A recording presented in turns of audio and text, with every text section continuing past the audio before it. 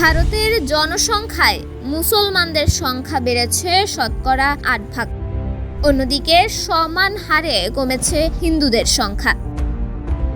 শুধু ভারত নয়, গোটা বিশ্বেই বেড়েছে মুসলিম জনসংখ্যা, এমনটাই দাবি করা হয়েছে এক গবেষণায়।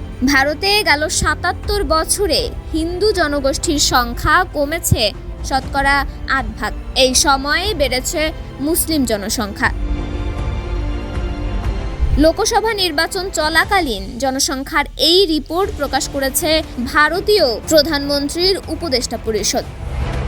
কেবল ভারত নয়, গোটা বিশ্বের জনসংখ্যার তথ্য নিয়ে রিপোর্ট প্রকাশ করেছে ভারতীয় উপদেষ্টা পরিষদ। সেখানে দেখা গেছে ৬৫ বছরে ভারতে হিন্দুদের সংখ্যা কমে গেছে। ১৯৫০ সালে ভারতের নাগরিক ছিলেন শতকরা ৮৪ ভাগ হিন্দু, কিন্তু ৬৫ বছরে ছবিটা বেশ পাল্টে গেছে।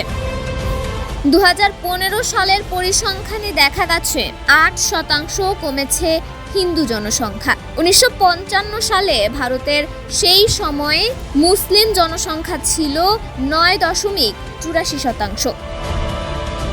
২০১৫ সালে পরিসংখ্যান অনুযায়ী ভারতের জনসংখ্যার ১৪.১৫% মুসলিম।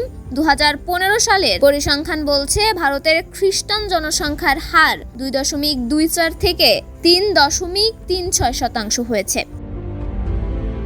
এই পরিসংখ্যান তুলে ধরে রিপোর্টে বলা হয়েছে ভারতের সংখ্যালঘু জনসংখ্যা সুরক্ষিত রয়েছে। শুধু তাই নয়, দেশ যথেষ্ট উন্নতি করেছে বলেও মনে করেন তারা।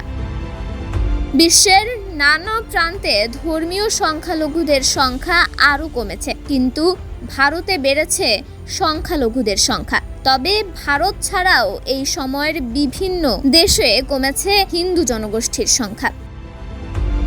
তবে পাকিস্তান, আফগানিস্তান, বাংলাদেশের মতো মুসলিম প্রধান দেশগুলোতে রয়েছে সংখ্যাগরিষ্ঠ জনসংখ্যার বৃদ্ধি। তন্নি শিকদার, দৈনিক সকালের দুনিয়া।